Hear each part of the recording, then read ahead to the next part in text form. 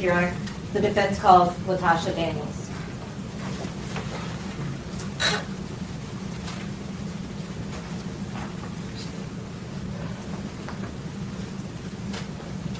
You can raise your right hand. You swear affirm to tell the whole truth. Yes, ma'am. All right, you may have a seat.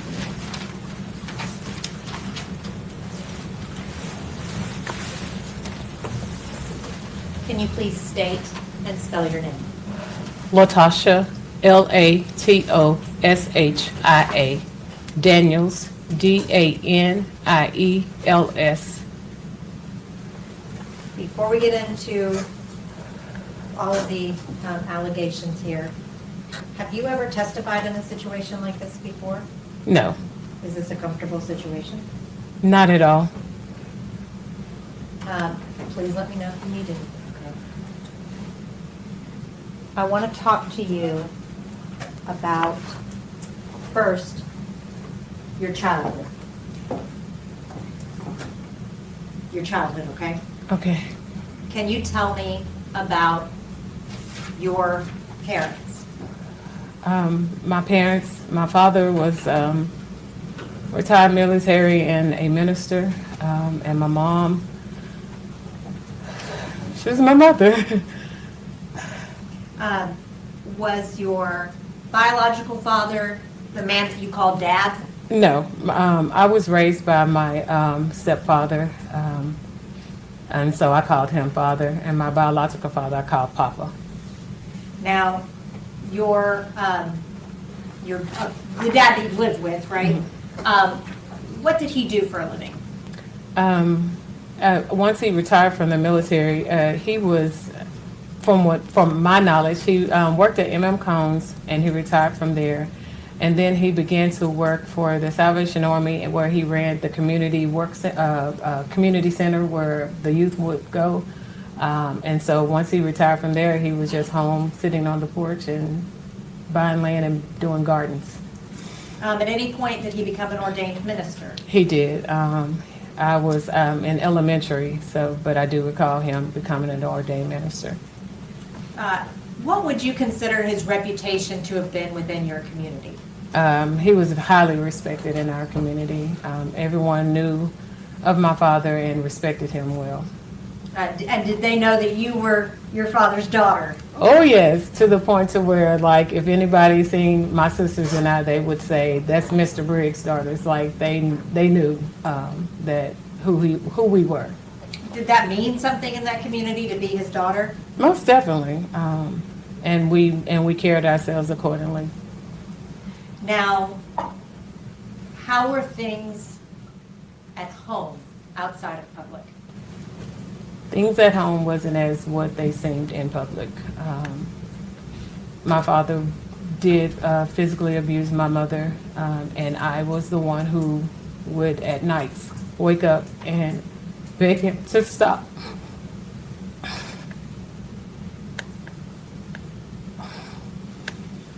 Did you have any siblings in the home? I did. I had two little sisters. Did the three of you hear as your dad would beat your mom? I'm not sure if they did, but I did, and I often would wake up and ask him to stop, and even sometimes try pulling them apart. When you were in public, did you let that side of your life show? Oh, not at all. I went to school and I did the things that I was supposed to do, participated in sports, and just carried myself, I guess, in a normal fashion. Is that what was expected of you? Yes, we didn't say or tell what was going on inside of the home. Now, I want to talk to you about late in your teens, okay? Mm-hmm. When you were 17, you got pregnant. I did. What happened when you got pregnant? I had, I shared with my dad, well, I don't know if I shared with him or not, but I was told once he found out that I needed to get married.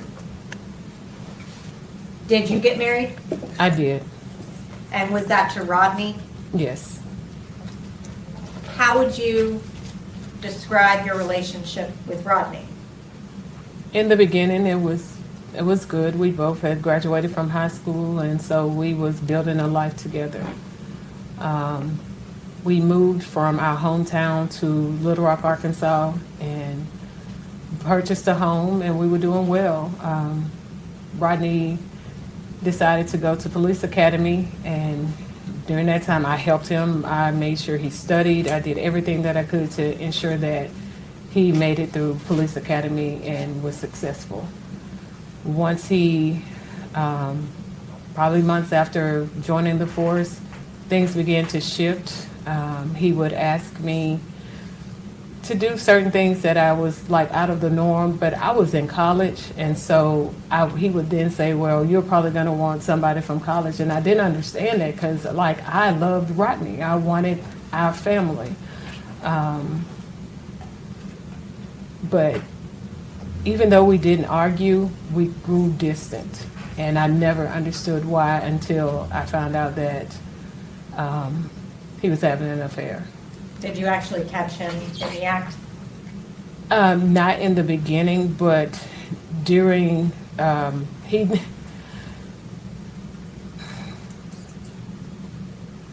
he decided that we was going to separate. And one day while I was at school, he had packed up all my stuff, put it in a U-Haul, and drove it to my mom's house. How long were you married to Roby? For 4 years. Did you eventually get divorced? We did. Now, after that divorce, did you attempt suicide? I actually did it right before we actually finalized the divorce.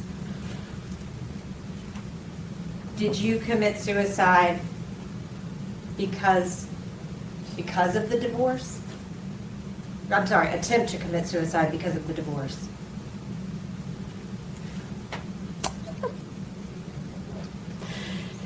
Yes, I just didn't feel like I felt like a failure. That was the one thing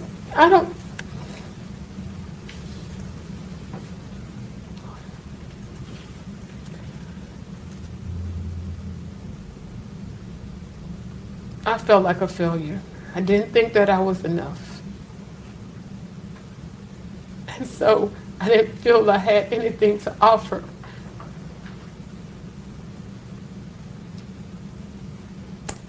But you did go on to get an education, right? I did. And you didn't let your divorce or your teen pregnancy, you didn't let those things stop you from trying to get better in your life, right? Right. I wanted to push forward. I wanted to be successful. And I mean, I had to be. So I kept going.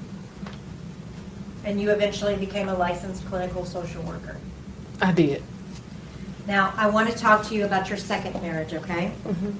That was to Brian. Yes. Now, how long were you married to Brian? I was married to Brian for 8 years. Was that relationship positive? No. Did you feel loved in that relationship? No. Did you feel wanted in that relationship? Not at all. Would you describe Brian as being emotionally distant? He very much was so. Emotionally neglectful? Yes. Did you try to get Brian to go into marriage counseling? Yes, we had a discussion and he didn't want to do it. Did you determine that you would go get your own counseling? Yes. Did you go see a psychologist? I did not. Why? Because of the field that I was in, I just wanted, I wanted spiritual guidance, but also because of me being in private practice, I was afraid of being that individual that was getting the water cooler talk per se. Just in my field, I didn't have anyone that I felt like I could really go to and trust because I was very closed off. I didn't share my business with anybody. And so going through that and being in private practice, I didn't want to take what was my income because I needed to be able to take care of the things in my life. So I did not. But I did know that spiritually I wanted some direction. Why did you feel like you needed spiritual direction? Just from my first marriage, when I went to my dad and told him that I was getting a divorce, the one thing he said to me that just resonated with me was that he said he would have gotten an attorney.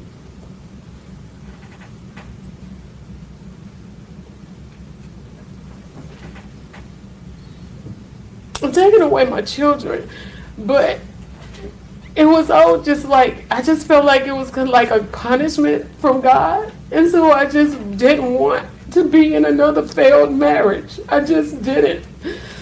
Did your dad consider it your failure that you got divorced? Yes. Did you seek out spiritual counseling? I did. Now, I want to talk to you about St. Mark's, okay? You Okay. need some water? Yes.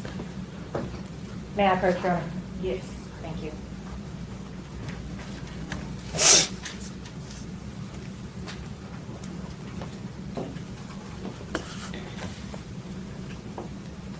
What is St. Mark's?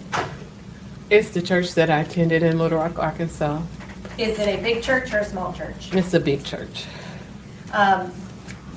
Did you have any particular role within the church?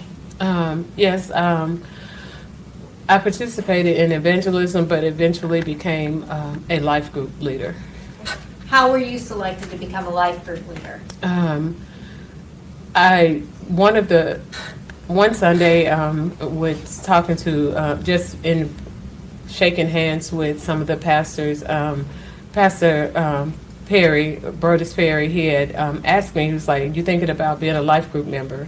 And at that time, I was like, I'll consider it. And then eventually I did go ahead and sign up to become a life group leader. And this was prior to you reaching out for that spiritual counseling, right? Correct. How many members go to St. Mark's? At the time, approximately 6,000. How many people were selected to be life group leaders? In our first set of leadership training, it may have been approximately 60 to 80 of us. Okay. And were you then subdivided into groups? Yes, we were divided into cohorts. How many people were in each cohort? About 8 to 10. How many people were in your cohort? It was about 8 of us. Who was the supervisor, the supervising pastor for your cohort? Brodus was our leader. Would you consider y'all's group to have been a close group? We were very close. Did you become close with Pastor Perry through that group? I did. Is that why you reached out to him for spiritual counseling? Yes, I trusted him. Now, I want to talk to you about that counseling, okay? When you approached Brodus Perry about counseling, did you explain why you wanted counseling? I did. What did you tell him? I told him that my husband and I were having some marital issues and I just needed to figure out spiritually which direction I just needed some spiritual guidance on direction. Did Pastor Perry agree to meet with you? He did. Where did y'all meet? We met at my office. Why? I didn't feel comfortable with being in the church and I wanted to be in a safe space because this was, again, something that I was not fully embracing, that I had to deal with, and I wanted to be in a space where I knew that I could be able to be vulnerable. During the first counseling session, what did you discuss? Everything that was going on within my marriage. How long was the first counseling session?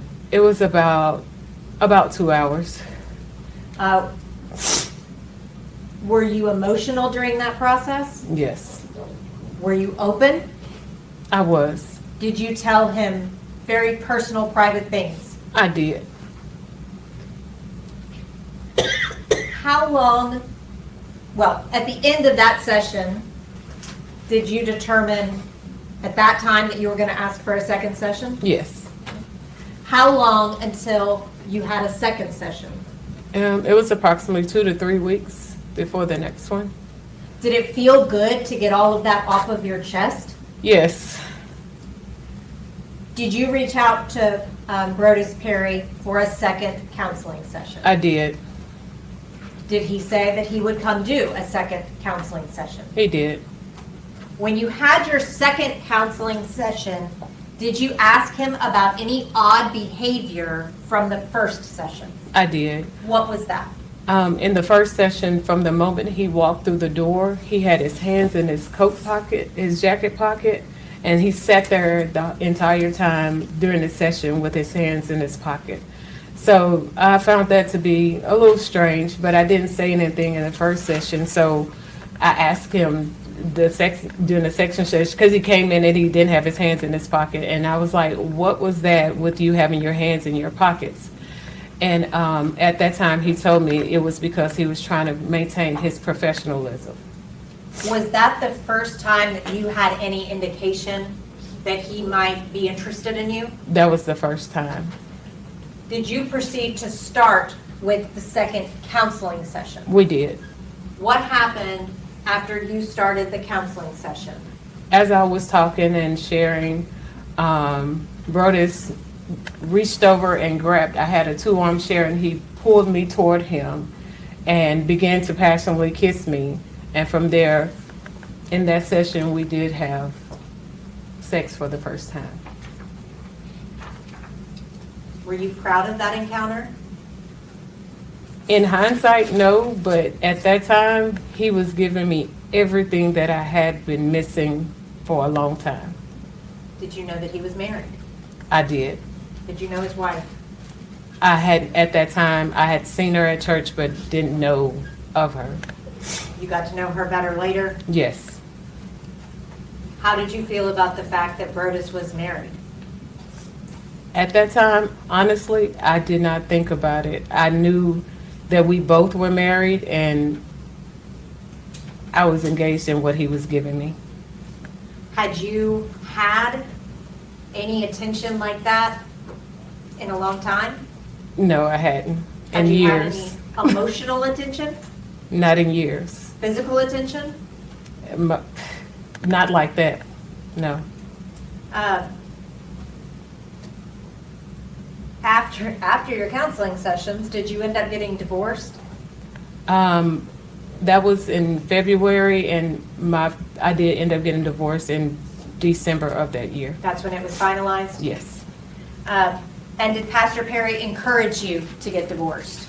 We talked about it, and there were times whenever we would be on trips, he would make mention of, "Oh, we can't do that until you get a divorce," or "We can't do this until you get a divorce."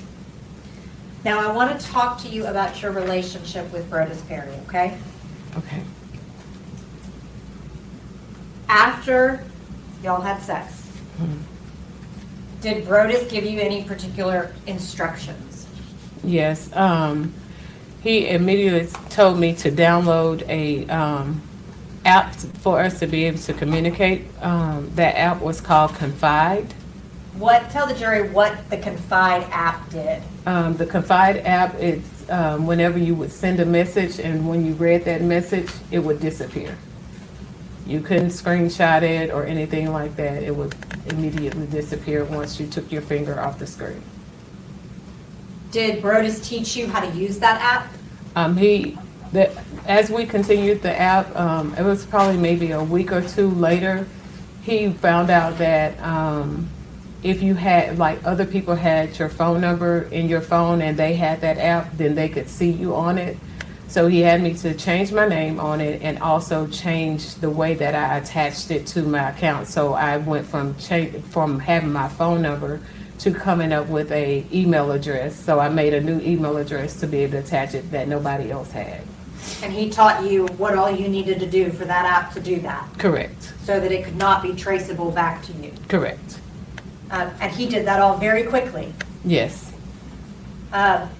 Did he have, or was it almost a rule? Was it a rule that you had to use that app to talk to him? Most definitely. That was our main form of communication. As the relationship went on, if he wanted to use a different form of communication, like an email or maybe even direct messaging, he would then tell me, go to this platform or go to that one. But it was not, if I was to reach out to him without him reaching out to me first, I had to use a Confide app. Did he set any other rules for your relationship? Yes. As far as it came to trips that he wanted me to go on with him, I was the one who had to pay my way as far as airfare or travel. And then he would, you know, his words would, he would then take care of the rest, meaning that I would have somewhere to stay. When I was in the hotel rooms, I was to stay naked. I couldn't have on any clothes. I had to, and the only way I would have clothes on is if, like, you know, we were getting ready to go out. But other than that, when in the hotel room, I had to be naked. I couldn't, if something was to have happened to him as far as medically, he did not want me to call 911. I would have to call, who we referenced him as the professor, but it was Pastor Pointer. I would have to call him in order to get him emergency attention. He said verbatim lots of times, do not call 911. Did he add any rules towards the end of your relationship? At the end of the relationship, he wanted me to say yes, sir, and no, sir to him. Now, I want to kind of break those down individually, okay? Okay. You were required to use the Confide app. Yes. I want to talk to you about the travel, okay? What kind of trips did Brodus want you to come on? The very first one was to Vegas. He had some convention or something that he was at, and so that was the first one. He had invited me to go to Cuba with him that year, but he ended up right at the last minute changing it, saying that Tabitha wanted to go with him, so she went with him, and he was like, well, since you're not going to Cuba, go ahead and sign up to go to Israel for the church group trip. So I signed up to go to Israel and paid my way for that. I traveled with him to Savannah whenever he would go with Pastor Pointer. Were there some trips that were for the pastors? Yes. And then other trips that were for the church group members? The only church group that trip we went on was to Israel. The rest of them would be if he was doing something on his own, I guess, speaking engagement wise, or if he was following Pastor Pointer. And then were there also personal trips? And then we had personal trips.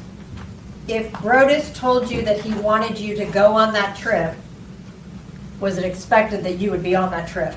I was on that trip. Now I want to talk to you about the hotel room rule, okay? What would happen when Brodus would walk in and you were wearing clothing in a hotel room?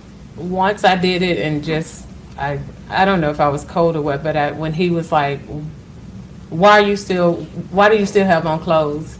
And when that happened, he withdrew affection from me. Like he was very cold, didn't want to be intimate until after I got undressed. But even then, it was then like a punishment I had to wait for him to decide that he was going to then give affection.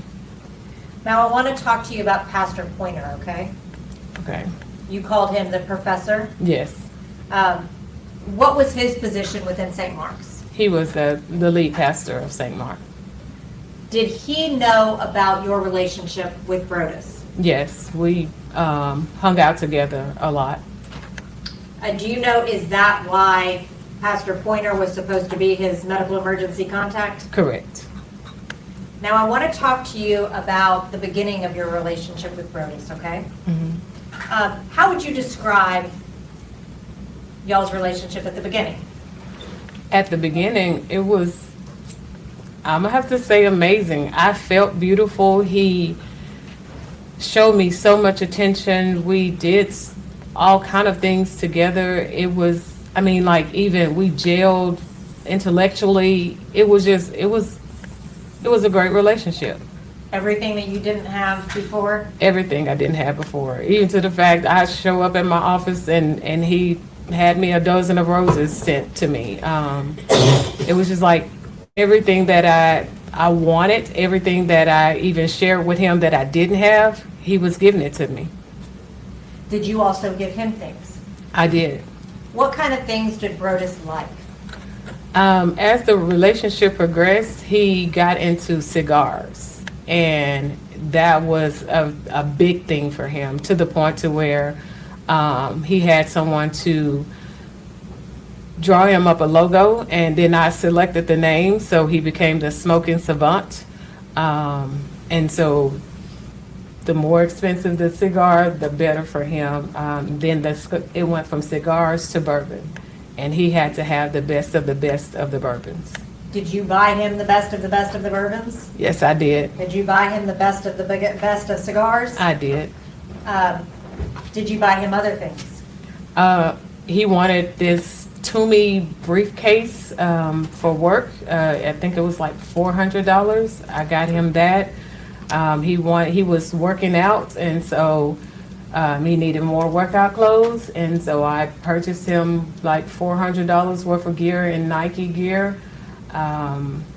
There was a time when he wanted to redo his closet and get some things organized, and I bought all the organization things to make sure that whatever he needed, I did it so that he could be good. Did he also expect you to do that? It got to a point to where it did become an expectation. At the beginning of your relationship, at some point, did Tabitha go to Florida? Yes, in 2017, it was around, I think, October. Brodus said that he had sent Tabitha back to Florida and that they were separated. He said that he just needed, he was feeling this urge of, he had this thing of saying that he was always wanting to be single. He never knew what it meant to be a single man. And so in that instance, he was sending her back so he could explore that to some degree. Did he indicate to you that they were separated? Yes. How long was she in Florida? At least to after Christmas. So over a month? Yes. 2 months? Yes. And during that period of time, were you staying with him a lot? Yes, I stayed probably about 3 or 4 nights with him during that time. And we also went out of the country. Now, I want to talk to you about when y'all would travel together, kind of what you would, or I'm sorry, not when you travel together, the things that y'all would do together. Okay. Travel was one of them, right? Yes. And did you both get interested in bourbon? I did start eventually tasting them. He would always ask me to taste and try to figure out the notes or the different contents of them, but it wasn't something that I just enjoyed. What about cigars? Again, I did begin to smoke certain cigars. He picked out one that was better for me than the others that wasn't too strong. Did you go with him to cigar lounges? Yes. Everywhere we traveled, we would find cigar lounges. Did you actually pay his dues to cigar clubs? The first, I paid 2 sets of dues. The first set of dues was at Dave's and Sons, and those weren't that much. And then the second one was at a club called 1836. Were those expensive? They were $125. A month? Yes. Did he ask you to pay that? No, You just did I to did. make him because- happy? Yes. Did you engage in any physical activities together? We ran together. We eventually began cycling. He got upset with me because I did not purchase his bike. I was like, I can't afford your $2,500 bike and mine, and that did cause him to be upset. But he eventually got his bike and I got mine, and we joined a cycling club together. We also exercised together. We would go swimming. So we did those things. around those kind of activities, did you have any particular rules that you had to follow? Now, if we were at the cigar lounge and we was not hanging out with a certain group, he would have me to call a certain individual to invite her to come so that it looked like it was more of a church thing than it was just he and I hanging out. That was just kind of the case even with the running. It was going to always be somebody from the church, even though they didn't know they were a third party. It was the way of being able for us to still be together, but it not look like it was just us together. It would always be someone from the church. And who made that rule to have somebody else always there? That was him. I want to talk to you now about ethical non-monogamy, okay? Yes. Did Brodus talk to you about ethical non-monogamy? Yes. Was this a lifestyle that he was interested in? Yes. Can you tell the jury what Brodus told you about ethical non-monogamy? What is it? It is where individuals are able to have multiple relationships, but everyone in the relationship must consent. Did Brodus tell you that he had talked to Tabitha about ethical non-monogamy? He did. Did he tell you that Tabitha had said she was comfortable with it, but he just hadn't told her about you yet? He said that she had given him permission to be open on his side of the marriage. So she was not allowed to be open on her side, Correct. but he told you that she had given him permission to go outside. Yes. But he had not told her about you, to your knowledge. No, not to my knowledge. Did Brodus ever give you a book to read? The Ethical Slut is the book that he wanted me to read so that I could have a more foundation and knowledge of this lifestyle that he was wanting to be in. Did you read that book? I did. Were you interested in the lifestyle espoused by that book? No, I was not. How soon into the relationship did Brodus Perry start discussing this concept of ethical non-monogamy? Actually, it started, so we were just having conversations about things in life that we wanted to do, bucket list type of things that we were curious in. And at that time, he was like, one of the things I want to do is have a threesome. And I was like, yeah, no, that's nothing I've ever thought about. But he was like, well, I've had one before, but I paid for it. And this time I want to have one where I don't have to pay for it. And so he began to speak about, the term he would use is Tabitha and I being sister wives. Didn't quite know what that meant, but as things went on, he would start to talk about me watching them have sex.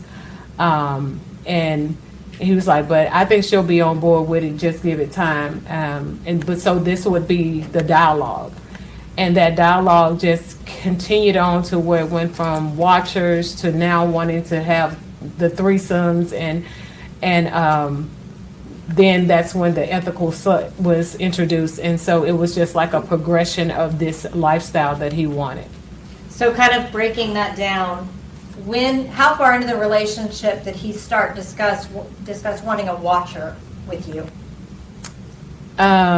It was pretty early on. I would have to say it was before they took their trip to Cuba, which was around his birthday in May, that he began to talk. He was talking about the watcher. So that was 3 months. Was that a different trip than the birthday trip that he took where he had the threesome? Yes, that was a different trip. Okay. Did the threesome birthday trip happen while y'all were together or before? It happened while we were together. Did you know that he was going to do that? The threesome trip in Cuba? No, when he went and paid for the threesome. Oh, that was well before I knew him. Okay. At any point, did you watch him and Tabitha have sex? No. Was Tabitha ever invited to watch you and Brodus have sex? No. Were you comfortable with the concept of a watcher? No. Was Brodus persistent about a watcher? Very much so. Explain that for me. Everywhere we went, he would even text me and say, "Hey, you need to find us a watcher. Find us a watcher." And so I got to the point, I was like, if I can find somebody, hopefully I can get him to stop. So I asked a friend of mine if she would do it for us. And she was like, if I do, we're taking it to our grave. He had me to tell her to download Confide, and we were able to dialogue three-way, and the things that he was asking her to do, she just backed out. Did that whole thing make you very uncomfortable? Very much so. Why were you willing to even entertain it? I wanted to make him happy. So now I want to talk to you about Brodus wanting to expand the ethical non-monogamy. Well, I guess first, was he actually engaging in ethical non-monogamy? No, Tabitha had no idea any of this was going on, right? no, As far as you knew, she knew that that's what he wanted, but he hadn't told her. as far as I knew, correct. And you've heard differently from even that here. Yes, Did Brodus ask you about expanding the relationship beyond you? he did. When he asked you about that, how did you respond? I told him I didn't want to. Did he tell you, well, my wife's on board with it, so why isn't my girlfriend? That's exactly what he said. Did that cause problems between you and Brodus? At first, no, but as it continued to go on, it did. Especially after he joined like this, he called it a book club, but they met on Marco Polo talking about the book, The Ethical Slut. And so the more that he engaged in that, it became to where it was, because he was more like, why are you not on board with this? And I'm like, why would I be? Like, it doesn't make sense, because A life with Brodus Perry? I wanted what we had at that time, yes. And y'all saw each other frequently, right? We saw each other just about every day. I would cook for him, and so he would come to my office to eat lunch. If he didn't come to the office, I would drop it off for him. But it got to the point to where he knew my code to my office, so he would just come in. He knew where to get his lunch, warm it up, and if I had a session, of course, he would wait out in his vehicle, but other than that, he would come in and we would sit there and have lunch every day. How did Brodus react when you told him that you were not open to expanding to allow him to have more girlfriends? He was emotionally distant. Like, well, he would tell me, well, you need to go and find someone. And I'd be like, I don't want anyone but you. And so he knew that would play on like my insecurities. So one time when he said, you need to go out and find someone, I said, well, what if I do? And he said, well, then we won't be together. So he knew that was going to get to me because I wanted to be with him. I enjoyed our time together when we did have it. And so he used the emotional part, the affection. He would give it to me, withdraw it if I wasn't really complying with what he wanted. Since all of this has happened, have you had time to really retrospectively consider your relationship with Brodus?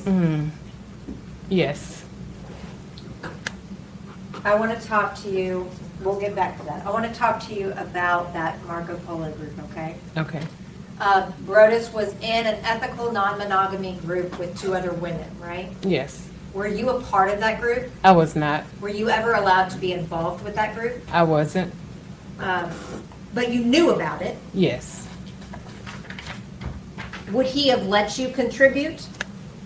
That was the first time that of any activity that he done that he didn't even invite me to do. Did he actively keep it from you? I would say so, because with any other thing he did, even to joining like a bourbon society, like we had memberships to a lot of things together, but that was one thing that he did not invite me to. I want to talk to you about when Brodus and Tabitha Perry moved to Memphis, okay? Okay. Mississippi Boulevard reached out to Brodus, right? To my knowledge, according to him, the pastor from Mississippi Boulevard reached out to Pastor Pointer, and then Pastor Pointer shared that with Brodus. Had Brodus, to your knowledge, had any issues at St. Mark's? Yes, he would tell me a lot about conflict that he was having with some of his coworkers. And then there was one instance where, according to him, he had misuse of a credit card. Your Honor, this is going to the context of their relationship, just giving background on, this is going to her buying things, paying for things. This is a debt that she repaid for him, that's what it's going into. Any further?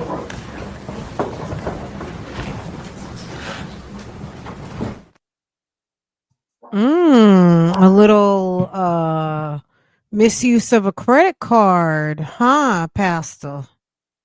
Pastor was borderline I mean, he wasn't even borderline a problem, he was a problem. So there were some church cards that he was using, and if it's inappropriate, that means it was either some unapproved spending, either for his personal use. It's like either buying things he wasn't supposed to buy and or buying for his own personal use. What does it matter now? I mean,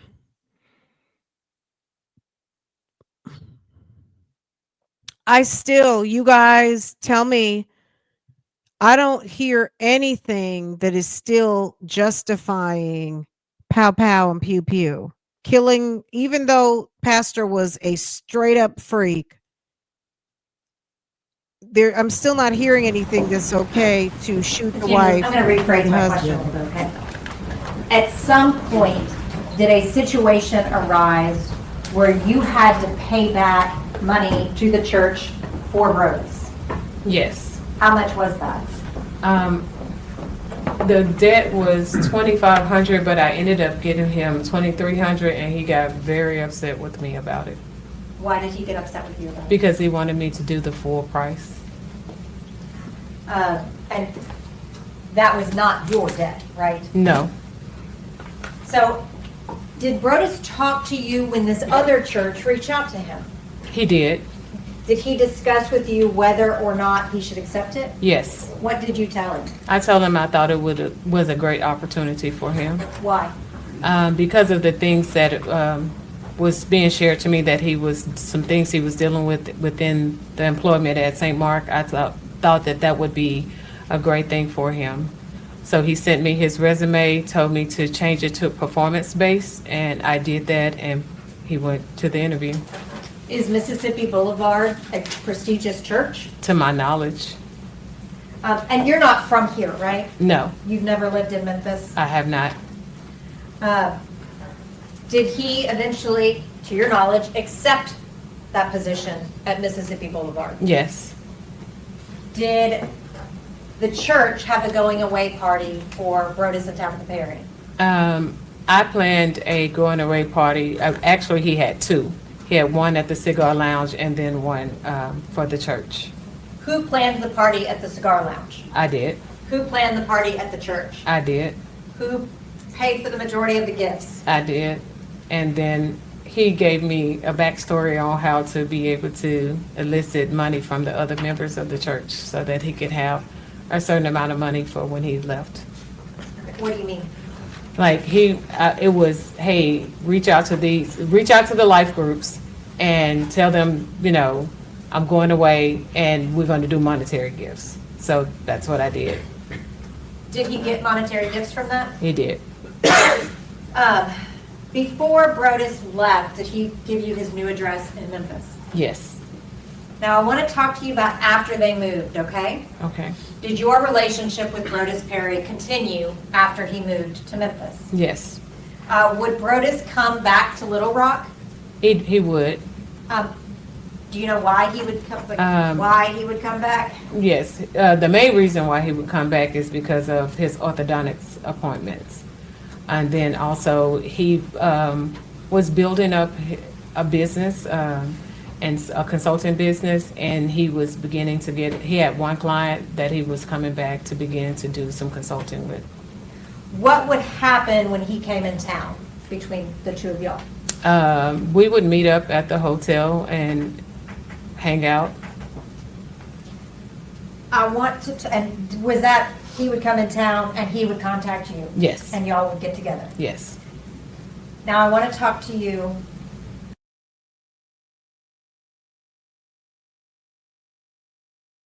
March the 15th of 2019, Sorry, guys. Let me run that back. okay? I'm sorry, not about, y'all would get together. Yes. Now, I want to talk to you, he would contact you. Yes. And y'all would get together. Yes.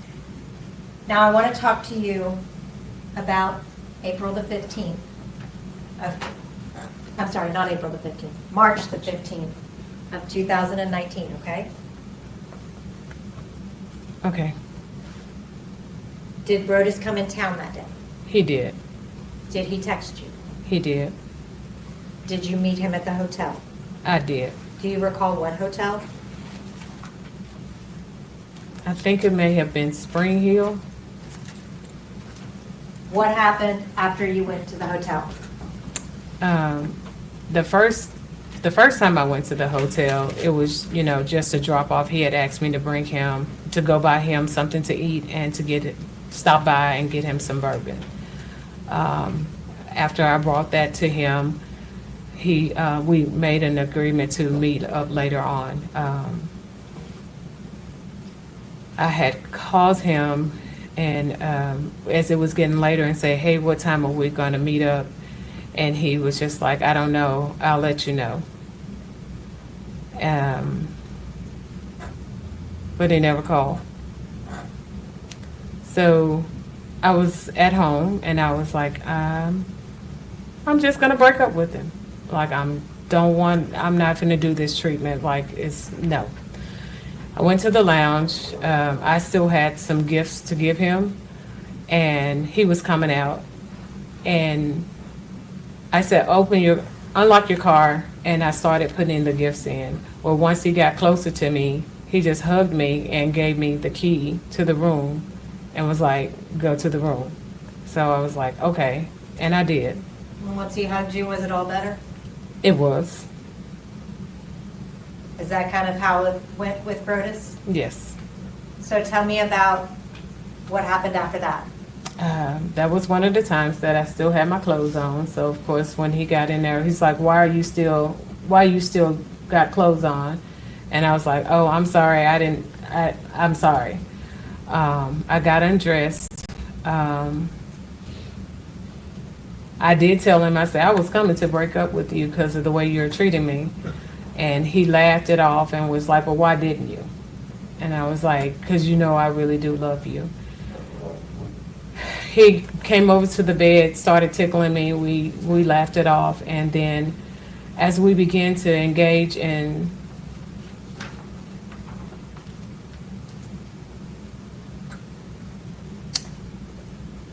what I thought was going to be lovemaking, was not that night.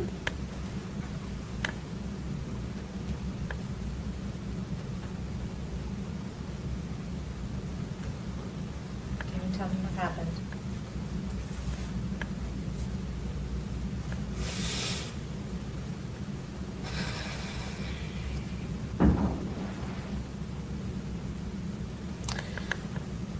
As I was performing oral sex on him, he began to thrust himself inside my mouth really hard. And I told him that was hurting. Then he grabbed my hair. I had long hair, and he wrapped my hair around his hand and he started yanking it. And when he wasn't thrusting himself in my mouth, he was pulling my hair really hard. And with his other hand, he would just hit me and hit me and hit me.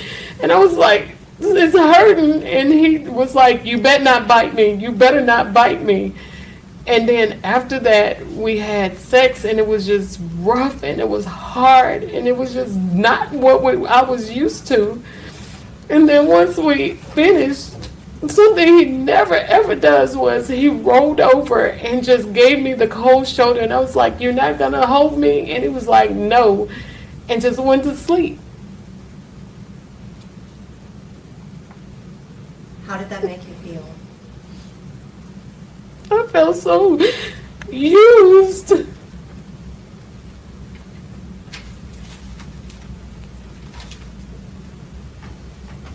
Did that affect you emotionally? Yes. I was just like, what has always happened to me?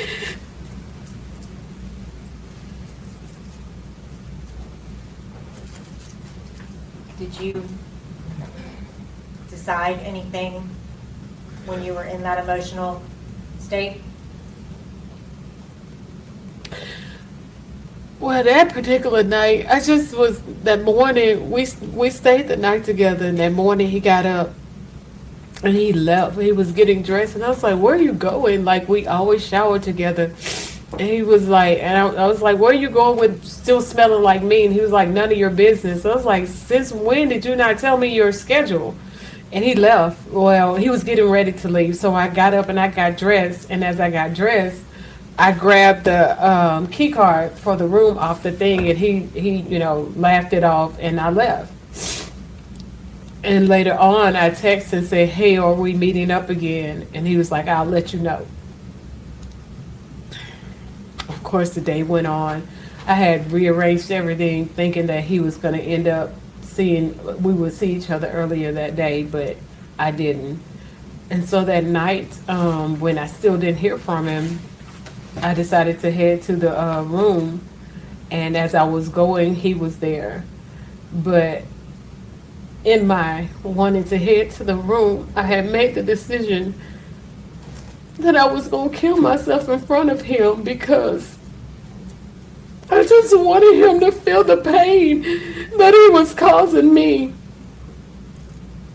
So when we got in the room, he was already in there by the time I parked and got in. And I pulled out my gun and I told him, you about to feel the same pain that you've been giving me. Did you ever threaten him? No. Did you threaten yourself? I told him I was going to kill myself. What did he do? He began to tell me no, and he kept saying that he loved me and that we can fix it. And I was just like, no, you're treating me so bad. And he was just like, that's not, I love you, I love you. And eventually he talked me into putting the gun on the counter and coming over and sitting and talking to him.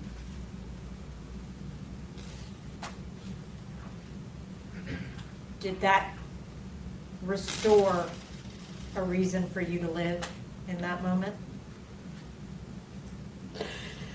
It did.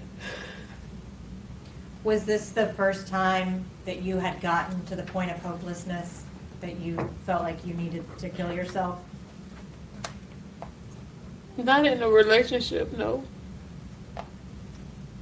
Have you struggled for a long time with depression and suicidal ideations?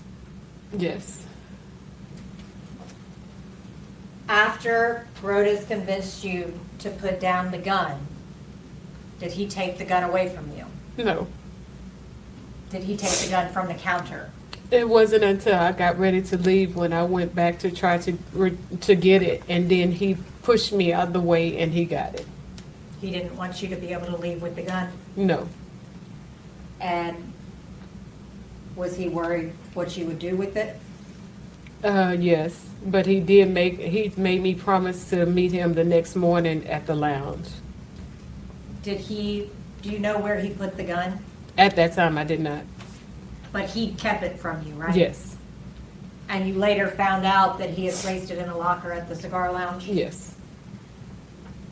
After that happened, did you realize that you needed a little bit of time? Yes. What did you do? I made a plan to go and be with my friend. She she is a therapist, but I wasn't. I just needed to get away, and she had an extra room, and so I just told her that I needed her to watch me and to just be there if I needed her. Was And that was she in Little Rock? she lived in Pine Bluff, Arkansas. So how far away from Little Rock? About a 45-minute drive. Is she someone that you also worked with? Yes. At that point in time, were you pretty desperate for? Yes, I even was gonna go and be with another friend of mine who was a clinician, but she lived in St. Louis. But she then, by the time it was for me to leave one friend to go to her, was then going through some marital issues herself, so I decided not to go to her house. During the time that you stayed with your friend, were you speaking with Brodus? Very limited. When you got back to Little Rock, did you resume speaking with Brodus? I did. Were y'all still together at that point? Yes. I want to talk to you about April the 4th, 2019, okay? Yes. Can you tell me about the text that you got on April the 4th? I had sent our regular good morning text. I didn't hear anything from him that morning. And then later in the afternoon, I seen what he had responded. And so I opened it up. And it said, I think our time is up. So he had broke up with me via this disappearing text. How did that make you feel?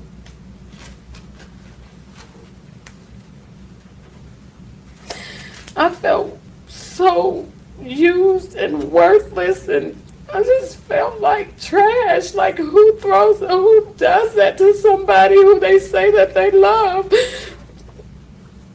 Not a man.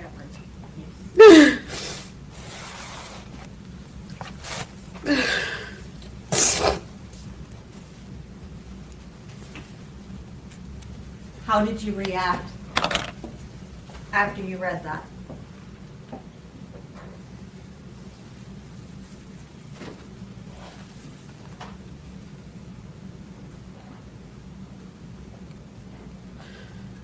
I wrote a letter. I wrote a suicide note to my family because I was just like, I'm tired. I'm tired of the pain. I'm tired of it all. And I just wanted I wanted the pain to end. So I wrote a note and made a plan to take my life. Your Honor, may I approach the witness? Yes.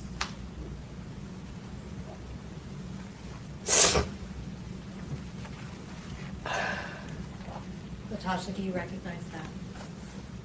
Yes. What is that? This is the note that I wrote to my family. Your Honor, I'd ask that that be made the next numbered exhibit.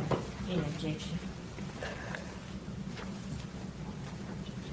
Objection, Your Honor, should be 22. Who showed the suicide letter is exhibit 22.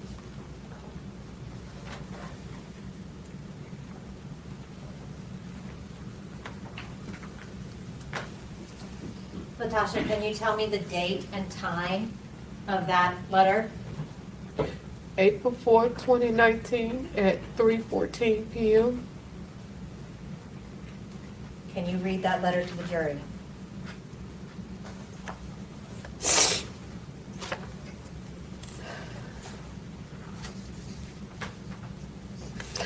To my family, I'm sorry that I have let you down. I tried my best to be the person you all thought I was. I tried to be the person you could count on and be proud of. However, I have been depressed for a long time. I did well with coping until the past 2 years.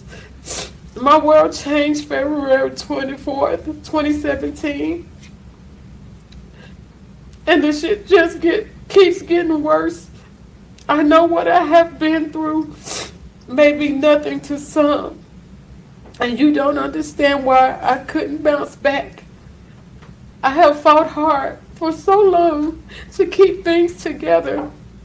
I didn't trust anyone to know deep down how bad I was struggling.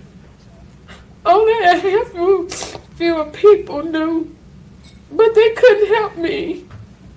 To my fellas, I'm so sorry that I have let you down. I have fought hard to be the best mother I could be to each of you. I pray that what I have taught you will stick with you forever. Please don't be ashamed of me. Mother, thank you for being my mother. Please know that although you didn't think I loved you, I really did. I wanted so badly for us to be close. There was many times I just wanted to crawl into your arms and have you hold me. I'm sorry for being a failure. I tried to make you proud of me. Words can't explain or express the pain I feel at this moment. I have pretended for so long to be happy. I have tried to work through the pain and begin to heal, but just as my life would have it, yet another loss appears to remind me just how much of a failure I am. I don't have any insurance and I don't have any money, so please just have me cremated and don't worry about a service. I don't want to be a burden.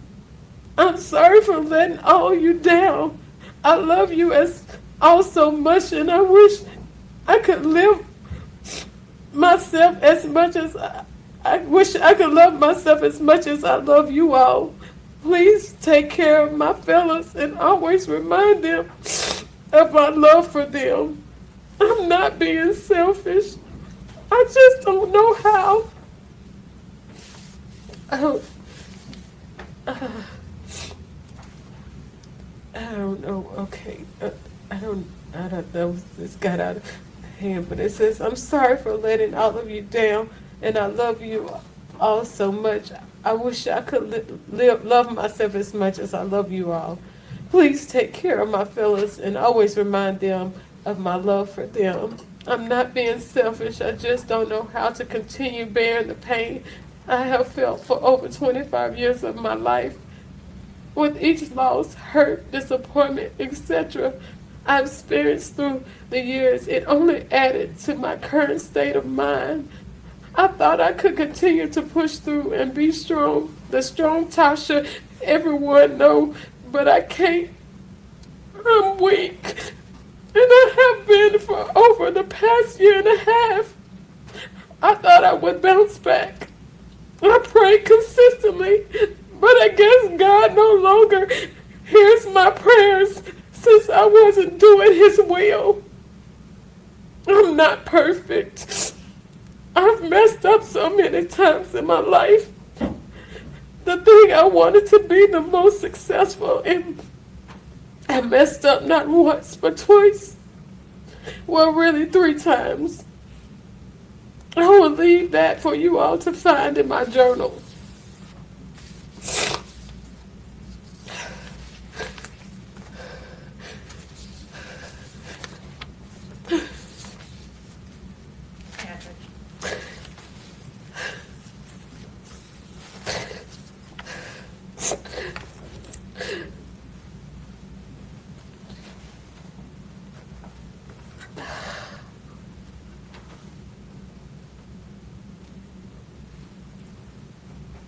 You read that at 3:14 p.m.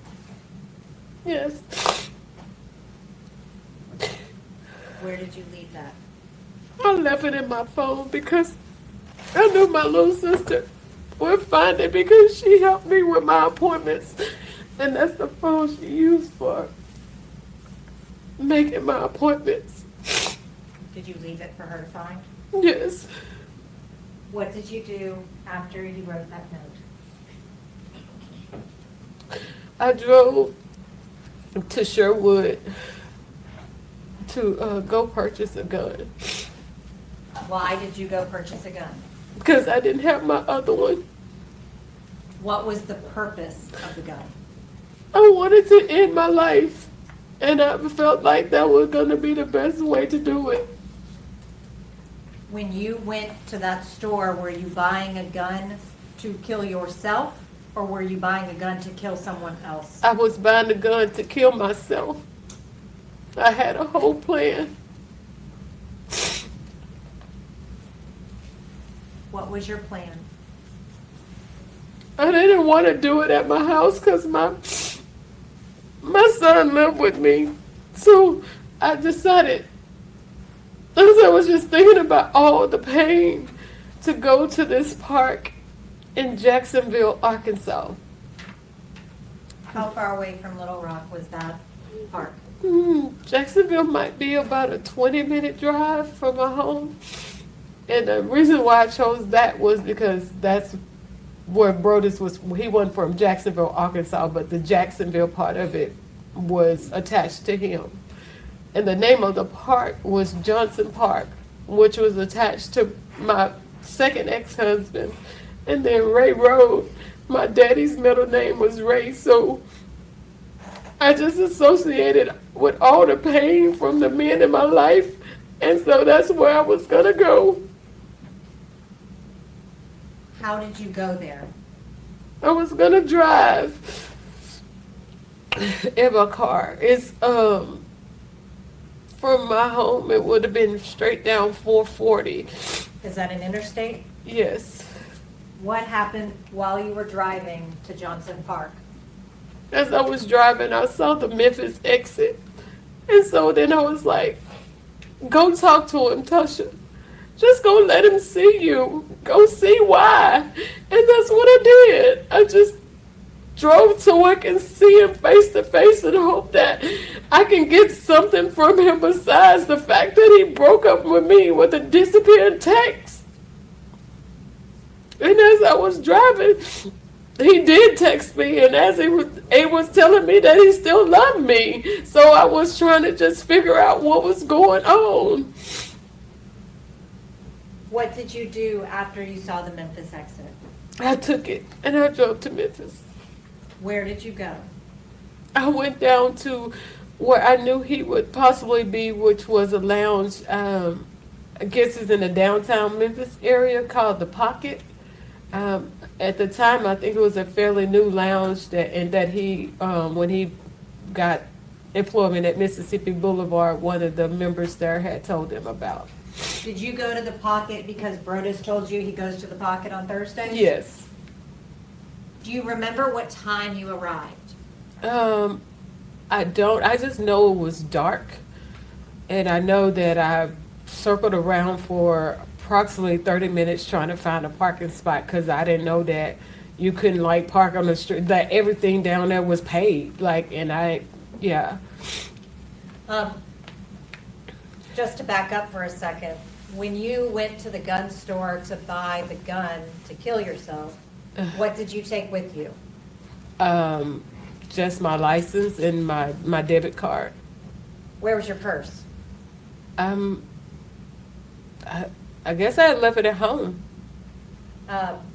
Did you bring just necessities with you to the gun store? Yes. And you left the gun store right after you finished purchasing the gun, right? Yes. How did you select the gun? I went with what was the cheapest that was on. They have a wall that has all the guns, the names, and the prices, and I just chose the cheapest one. How did you select ammunition? Whatever the guy told me to get, I got it. Cause I was about to walk out the store till he was like, do you need ammunition? I was like, oh yeah. And so he told me whatever he recommended, I was like, yes. And did you see on the video where he was showing you different types of ammunition? Yes. Is that what he was saying? Right. And I so told, you couldn't hear, but I was like, I don't know. Just whatever you tell me. When you left the gun store, what did you do with the gun? I think it was still in the bag. I went home because I did wanted to leave my son something. So I had stopped at the ATM and got out whatever money I could get. And so when I got home, I put that in his room. And then I changed clothes and I dumped some bullets out on the bed and just grabbed a handful of them and took the gun and left the house. What did you do with the handful of bullets in the gun? Once I got in my car, because I was trying to hurry up and leave because I didn't want him to come home while I was there, I loaded the gun in my car. And once whatever was left over, I put everything into my coat pocket that was sitting in the passenger seat.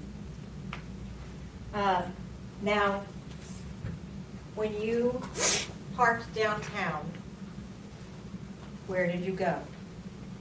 I started walking in the direction in which I knew the lounge was.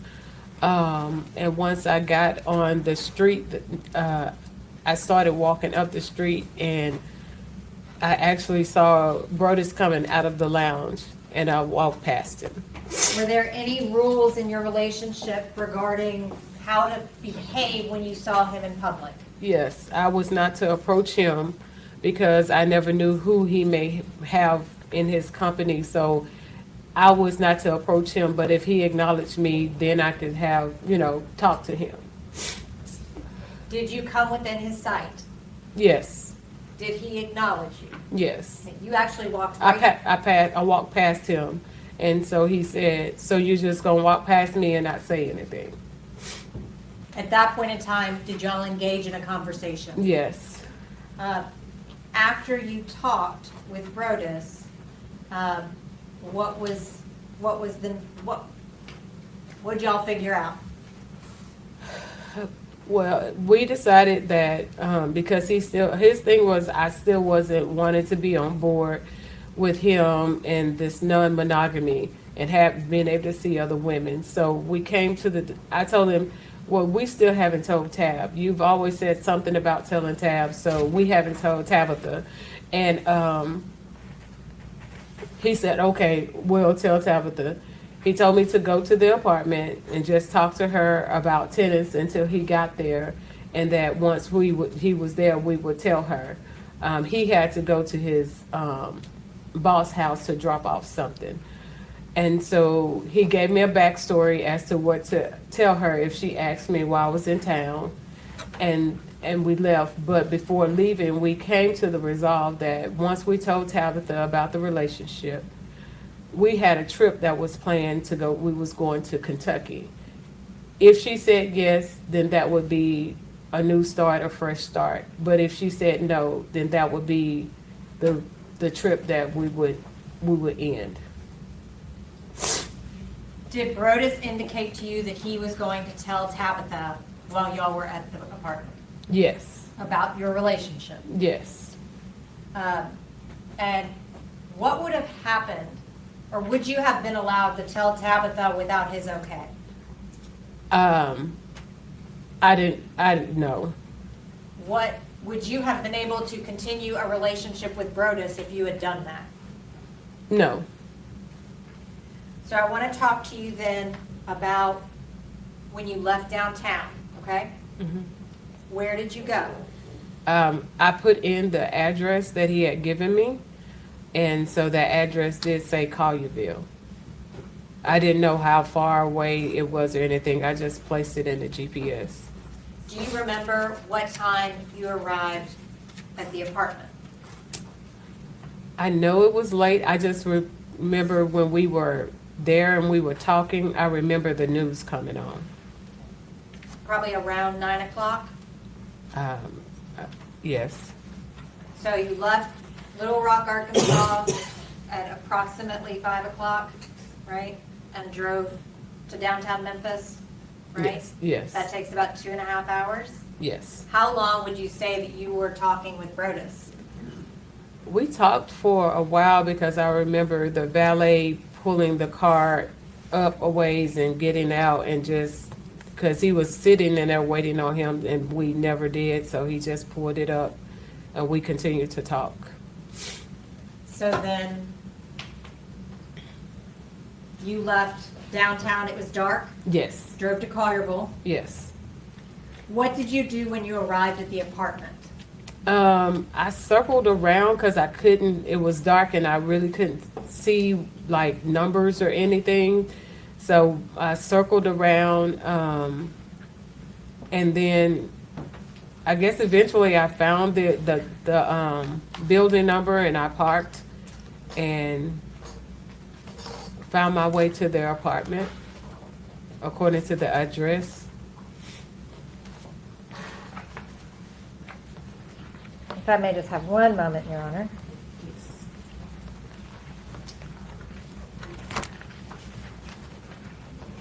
This is part of Exhibit 12.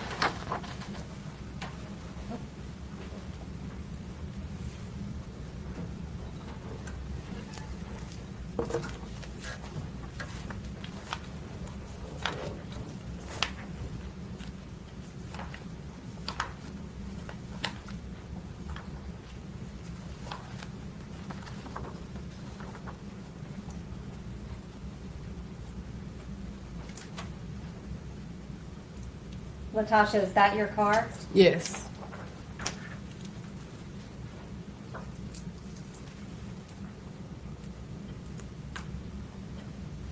Is this also a photograph of your vehicle? Yes. Which vehicle is yours in that picture? The silver one?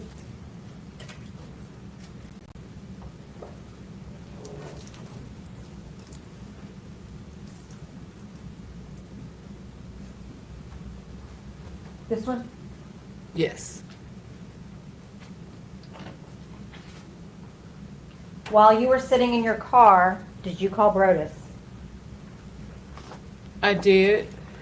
And I shared with him that I was a little nervous and could we just go somewhere and talk? And he said, no, we're going, you wanted to talk to Tabitha, we're going to talk to her.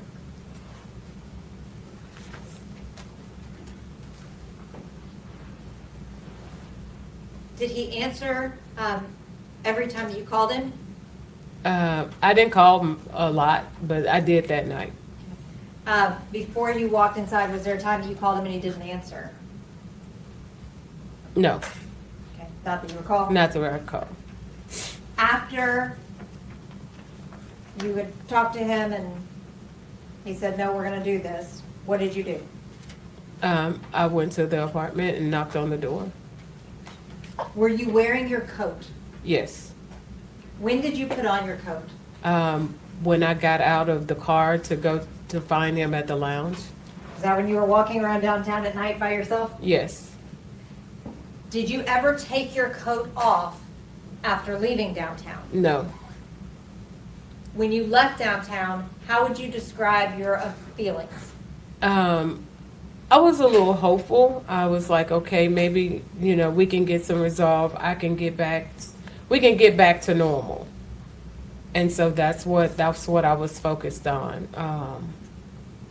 And when he insisted on telling Tabitha, did you get even more hope? Yes. So what did you do? Did you get out of your car? Yes, I got out of my car. Were you still wearing your jacket? Yes. Did it register to you that you had a gun in your pocket? It did not. Did you go to the apartment? I did. What did you do when you got to the door? I knocked on the door. And I can't remember, but I ended up bending down. And that's when she said, I'm not going to open the door for someone I don't see. And so I knocked again. And that's when she was like, Tasha, is that you? What do you mean you bent down? I don't know if, I couldn't remember if it was time or sure or something. I just remember bending down, which is why she didn't see me when I knocked the first time. You just don't remember? No, I don't, yeah. Who answered the door? Tabitha. What did she do when she answered the door? She, once she opened it, she embraced me and said hello and welcomed me in. Did you go inside? I did. Where did you go when you went inside? She positioned for me toward the couch, and she sat on one end and I sat on the other. And that would be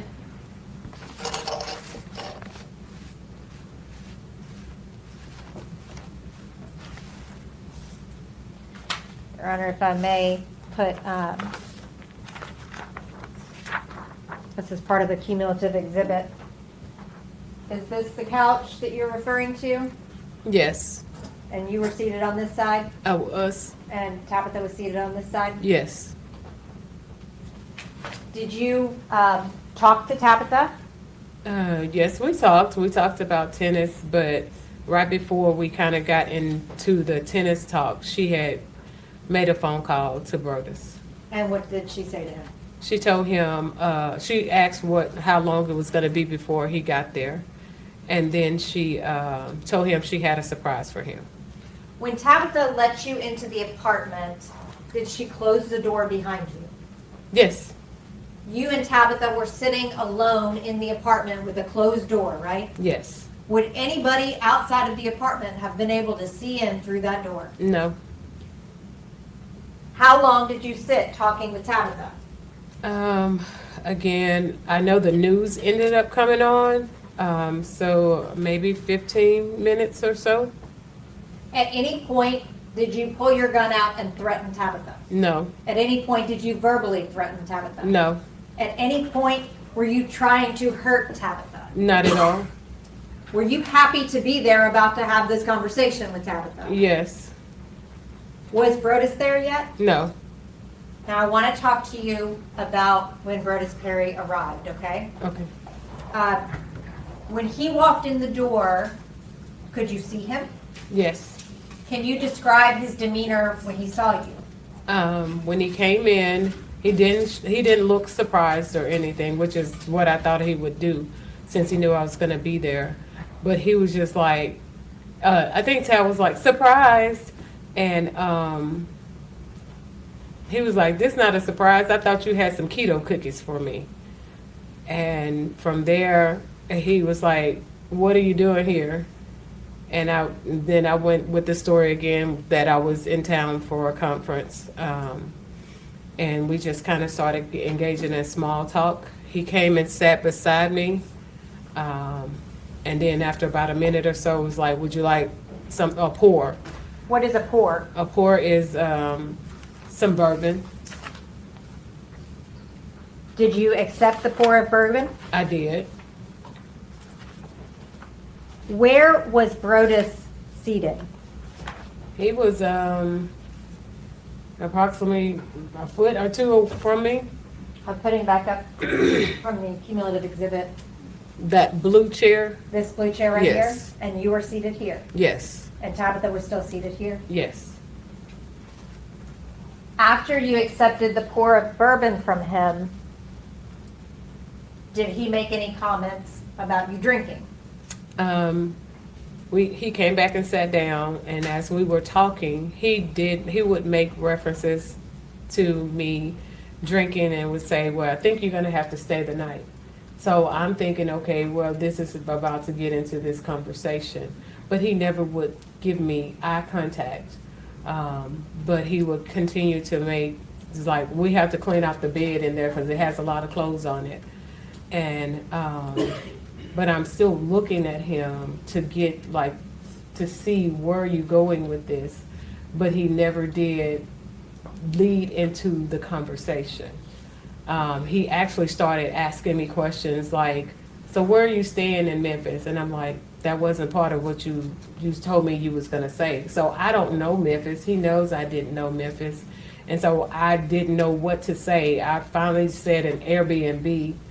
And then Tabitha was like, "Where?" And I was like, "Downtown." And then that conversation ended. And he continued to say something about me staying the night, but never going into the conversation of what we were supposed to be talking about. Had you ever been into that apartment before? No. On April the 4th, when you were there, what part of the apartment did you go into? I walked through the front door, which led into a small little hallway and right into their kitchen area. And then into the living And room? then into, yes. Did you go into any bedroom? No.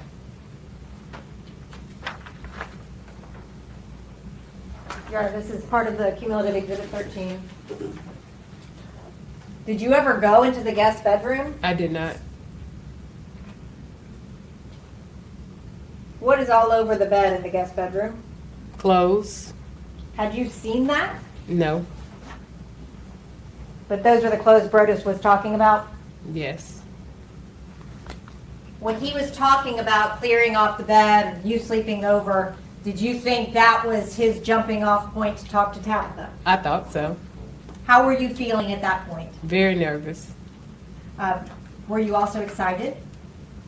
I think I was more nervous because I just didn't know which way it was going to go, but hopeful.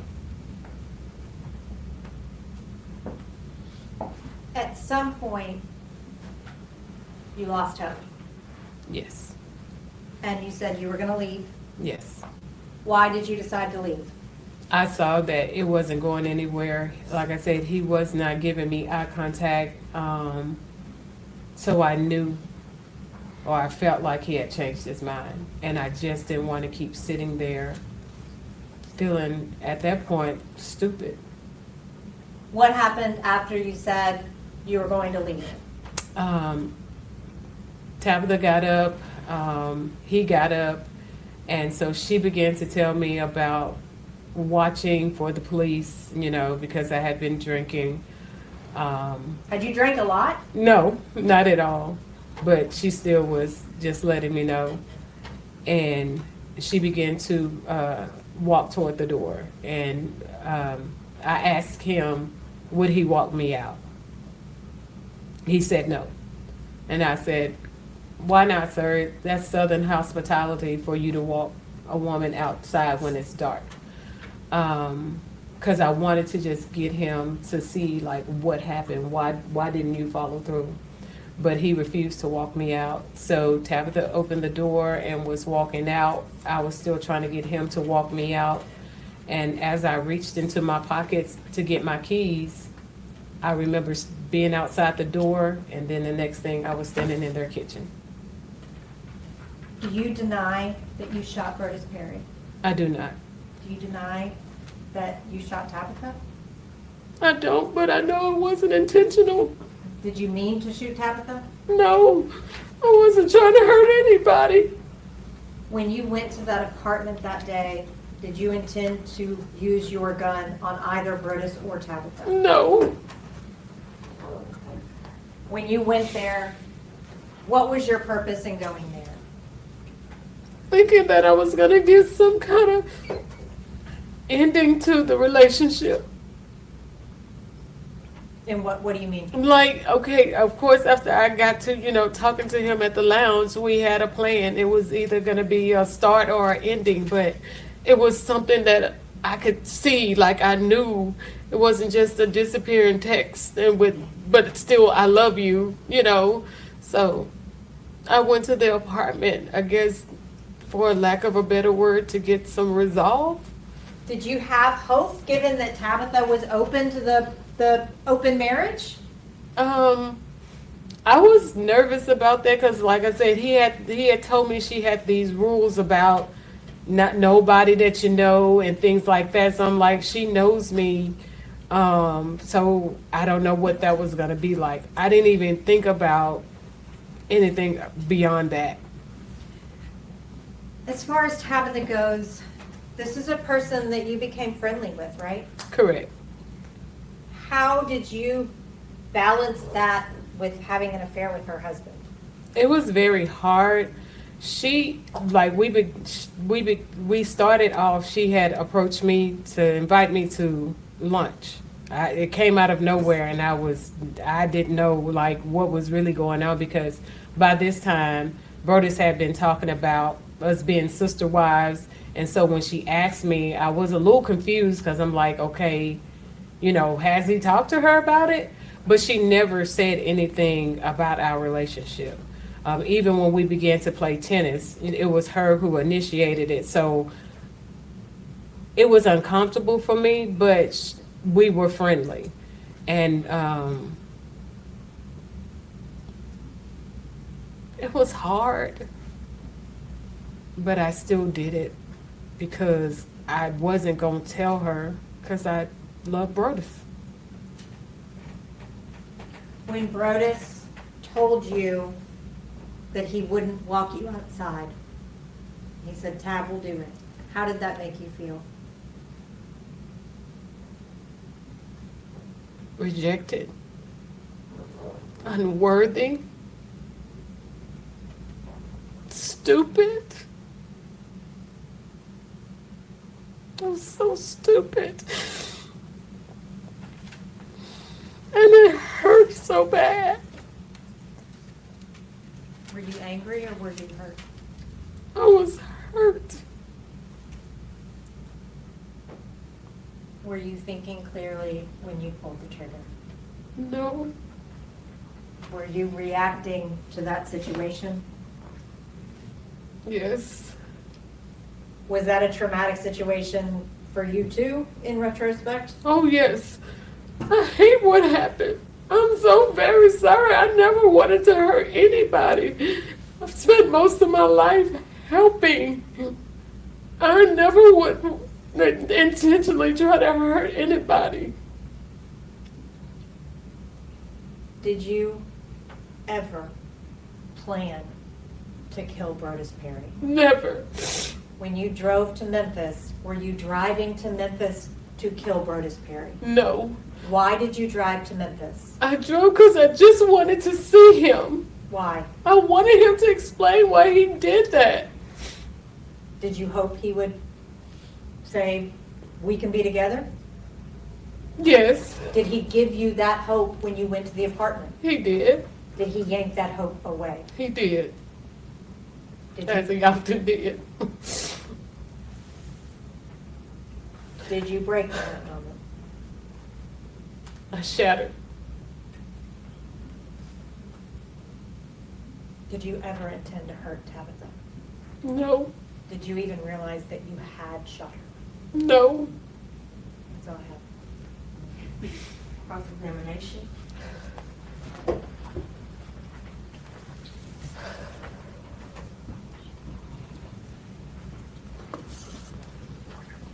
Ms. Daniels, I'm going to take you back to April 4th, 2019, at around 4 o'clock. You remember yesterday when we introduced that surveillance footage of you at the gun store, right? Yes. Yes, And you know that that was you in the gun store. that was me. And you purchased a gun that day. I did. And you also purchased ammunition that day. I did. And when you went to that gun store, you brought your state-issued ID, correct? Yes, And you brought your credit card, correct? I did. And once you left with that gun and the ammunition, you didn't go to Jacksonville, did you? No, You drove to Memphis, no. I You- drove home. but you eventually ended up in Memphis, did you not? That is correct. And you chose to go see Brodus Perry, correct? Yes, I chose to go see him. A man that you chose to be involved with. When I first encountered Mr. Perry for counseling, I did not choose to be with him. I went to him for direction, not a relationship. It's a yes or no question. You chose to be involved with him after you met him, did you not? Yes, And when you got to Memphis, and after you talked to Mr. Perry, you drove to his apartment, correct? yes, I drove to his apartment. And from Sherman, Arkansas to Memphis, it's about a 3-hour drive, right? According to what has been said, I wasn't counting. And when you got to that apartment, you talked to Mrs. Perry. Yes, And when you got to that apartment, you stayed there and you talked with her for about 20 minutes.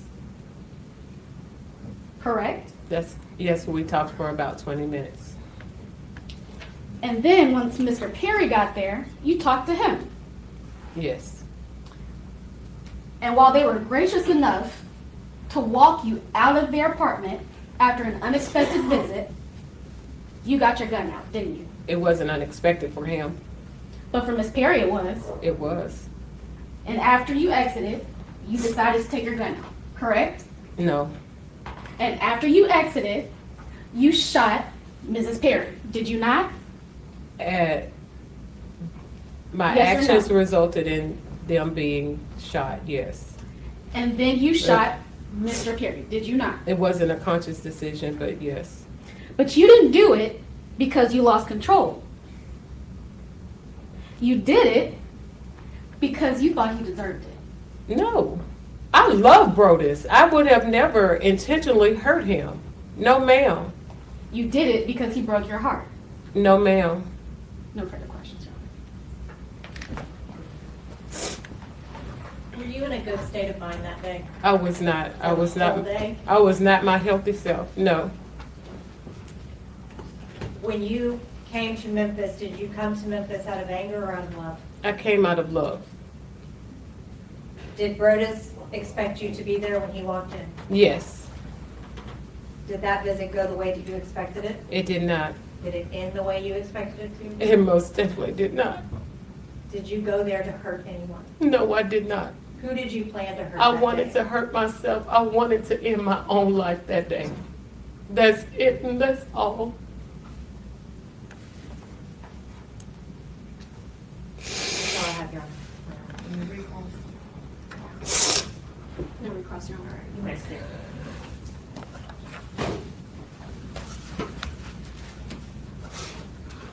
You may call your next witness? Your Honor, may we approach? Yes.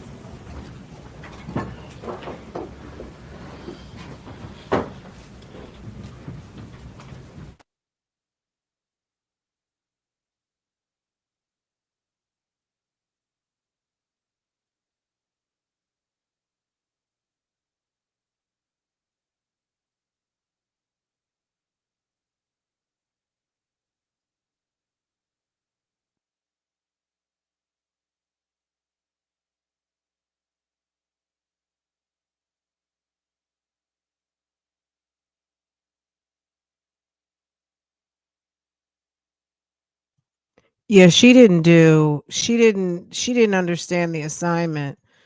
I think her lawyer, I mean, she did what she could do, but there's really, oh, yeah, there is no sound. It's on, they're at a sidebar. Yeah, she didn't. It's a sidebar, hun.